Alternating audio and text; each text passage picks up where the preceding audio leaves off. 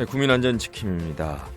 다른 사람의 자동차를 운전하는 그런 경우가 있죠. 이때 사고가 발생해서 사고 차량에서 운전자 한정 특약 이런 걸로는 종합보험 처리가 되지 않을 때가 많습니다. 자, 이때 사고 차량 대신에 내 차의 종합보험으로 보상 처리를 해준다는 그런 약관이 있는데요. 바로 다른 자동차 운전담보 특별약관입니다. 오늘 이 방법에 대해서 얘기를 들어보도록 하겠습니다. 한국손해사정협회 백주민 사무총장입니다. 안녕하세요. 네, 안녕하세요.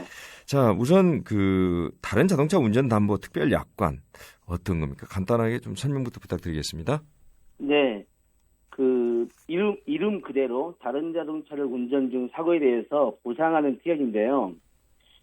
만약 내가 다른 자동차를 운전 중 사고가 발생한 경우 그 사고 차량이 책임보험만 가입한 경우나 종합보험은 가입되어 있으나 운전자 한정 특약 등으로 책임보험만 처리될 경우 이때 그 사고 차량을 대신해서 내가 가입한 종합보험 또는 나의 배우자가 가입한 종합보험에서 대신 초과 손해를 보상해 주겠다는 그런 특약입니다. 이 특약은 보험 가입자인 김현 피보험자와 김현 피보험자의 배우자가 피보험자가 되는 것이고요. 통상 별도의 비용을 내고 이 특약에 가입하는 것은 아니고요. 우리가 종합보험에 가입할 경우 무보험 자동차 상해를 가입하게 되는데요. 이때 무보험 자동차 상해를 가입하면 자동으로 가입되는 특약입니다. 실무에서는 타차 특약으로 약칭으로 이렇게 사용하고 있습니다. 타차 특약. 네. 자, 그럼 자가용 승용차를 타시는 분들 중에 종합보험을 가입한 경우에는 이 타차 특약에 모두 가입돼 있다. 이렇게 봐도 되겠습니까? 네, 맞습니다. 개인용 자동차에 무보험 자동차 상해를 담보를 포함해서 종합보험을 가입할 경우 통상 타차 특약으로 자동으로 가입된다고 보시면 되겠습니다. 그렇군요. 자, 다른 자동차를 운전하는 도중에 사고를 보상한다 이렇게 말씀하셨는데 자, 여기에서 다른 자동차의 범위는 어떻게 됩니까? 네, 청취자 여러분들이 대부분 자가용 자동차를 운전하고 계시기 때문에 자가용 승용차 보험을 기준으로 설명을 드리면 다른 자동차의 범위는 첫째, 다인승 승용차부터 일반 승용차까지 포함하고 있습니다. 둘째, 경승합부터 16인승 이하의 승합차까지 해당이 되고요. 셋째는 경화물부터 1톤 이하의 화물 자동차까지 다른 자동차의 범위에 포함되어서 이러한 자동차를 운전 중 보험 처리가 되지 않을 경우 나와 내 배우자가 가입한 타차 특약으로 초과 손해를 대신 보상하는 것입니다. 거의 모든 차량이 이제 가능하다고 보시면 되겠습니다. 그런데 여기서 중요한 것은 보상이 되는 다른 자동차의 범위보다 보상되지 않는 다른 자동차의 범위를 기억하는 게 오히려 청취자분들이 좀 매우 중요한 내용이 될 것 같습니다. 보상되지 않는 다른 자동차의 범위는 세 가지로 말씀드릴 수 있을 것 같은데요. 첫 번째, 반드시 자가용 자동차만 가능하고 영업용 차량이나 또는 본인이 근무하는 회사의 업무용 차량은 다른 자동차 범위에 포함되지 않는다는 것입니다. 둘째는 다른 자동차가 부모, 배우자, 자녀가 소유하거나 통상적으로 사용하는 자동차는 다른 자동차의 범위에 포함되지 않습니다.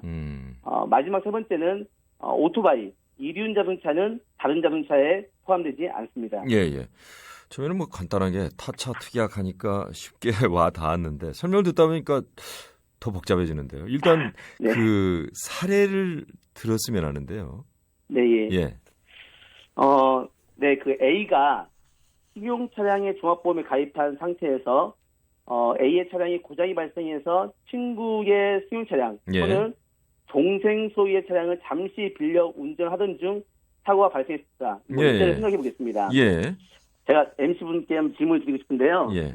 이때 친구 차량이나 동생 차량에 종합보험에는 가입되어 있으나 운전자 한정 특약에 가입되어 있어서 대인배상 원만 처리될 경우에 이 A가 가입한 타차 특약으로 초과 손해가 보상이 가능할까요?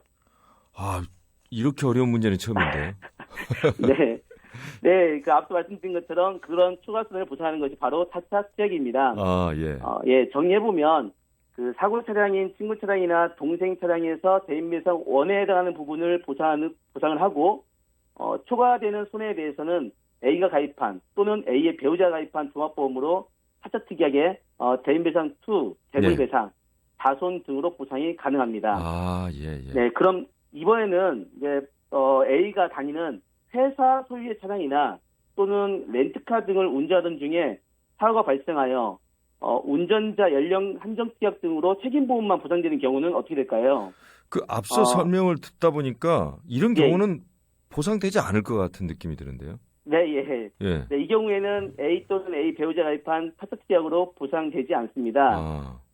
저기 MC분께서 말씀 잘해주셨는데, 그 앞서 보상되지 않는 자동차의 범위에 개인용 자동차는 보상이 가능하지만 본인이 근무한 회사의 업무용 차량이나 영업용 차량은 다른 자동차에 포함되지 않기 때문에 보상되지 않는 것입니다. 보통 그 명절 때 고향에 내려가는 경우 이런 때 이제 다른 차를 운전하게 되는 경우가 많지 않겠습니까? 네, 예, 맞습니다. 이런 사례도 있으면 설명해 주시죠.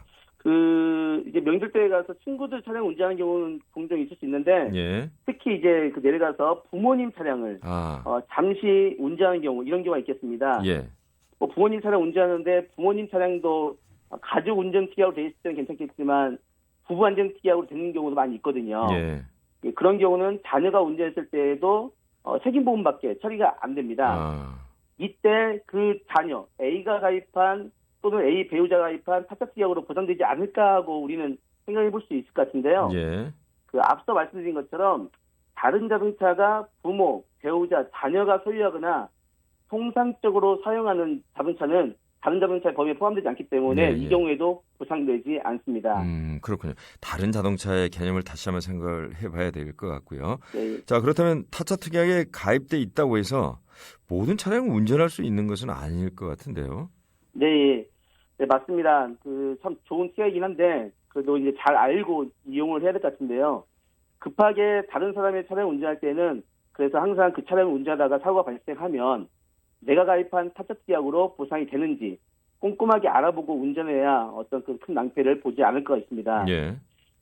또는 연휴 기간이나 휴가 기간에 장거리, 장시간 운전으로 인해 동승자와 뭐 교대 운전을 하는 경우 뭐 이럴 때가 많을 수 있는데 이때는 미리 운행하는 차량의 운전자 범위를 단기간 확대하는 단기 운전자 확대 특약에 미리 가입해 주는 것이 좋습니다. 뭐 범사마다 용어는 좀 다르죠? 예, 맞습니다. 말씀하신 것처럼 뭐 임시 운전자 특약, 운전자 확대 단기 특약 좀 용어는 틀린데요.